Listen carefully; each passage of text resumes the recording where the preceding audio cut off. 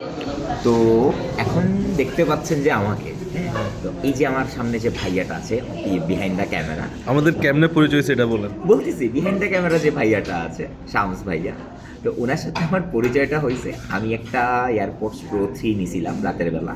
তো সেটা হচ্ছে গিয়ে মানে দিনদার হয়ে বিসমিল্লাহ বলে আনবক্সিং করছিলাম।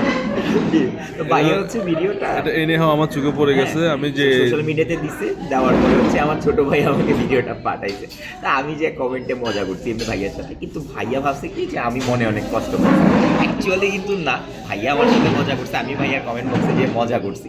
বাট এরপর আমার সাথে ভাইয়ার কথা হয় মেসেঞ্জারে। ভাইয়া আমাকে যখন নক দিয়ে ভাইয়া আমাকে বলতেছে, অনেক অমায়িক একটা ভাবে বলছে যে যেটা মানে আমি খুব মানে অ্যাপ্রিসিয়েবল এটা, যে এরকম মানুষ আসলে হয় না যে আমাকে বলতেছে ভাই আপনি মনে কষ্ট পাইছেন কিনা।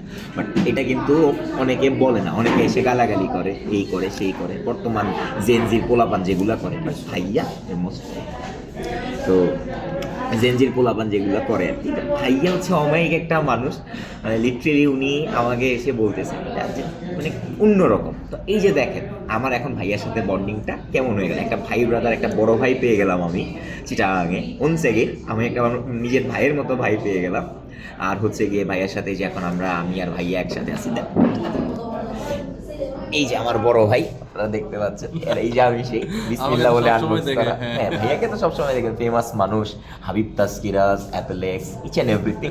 আবার আমাকে দেখবেন না, আমি গরিব শরীফ মানুষ আর কি। ভাই আমার চেয়ে অনেক বড় মানুষ, বিজনেসম্যান। আমরা হচ্ছে এখনো কি কাজ খুঁজতেছি, আর ভাইয়া বিজনেস আলহামদুলিল্লাহ একটা বিজনেস আছে মোবাইলের।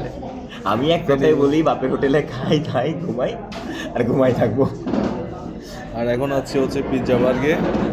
পিৎজা বার্গ হচ্ছে আমার ভালোবাসার একটা জায়গা, আমার অন্যতম। বিকজ পিৎজা বার্গ আমাকে অনেক উপকার, আমার ওদের থেকে পিৎজা বার্গের প্রতি যেমন কৃতজ্ঞতাটা, এটা আমি প্রকাশ করে পারবো না। বিকজ যখন আমার লোয়েস্ট টাইম ছিল, এই পিৎজা বার্গের পুরো ফ্যামিলিটা আপনারা দেখতে পাচ্ছেন এখানে সবাই আছে। এটা হচ্ছে চিটাগাং ব্রাঞ্চ। আমি থাকি মেইনলি ফেনীতে।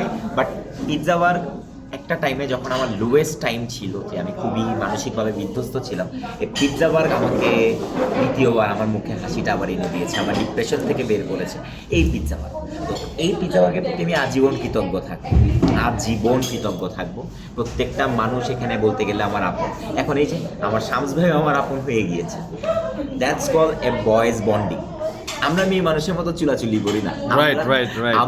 আমরা যতই আমাদের মাঝখানে কিছু হয়ে যাক না কেন, আমরা বসে এক কাপ চা, দুজনে 2 কাপ চা নিলে দুজনের বন্ডিং আবার আগের ভাই।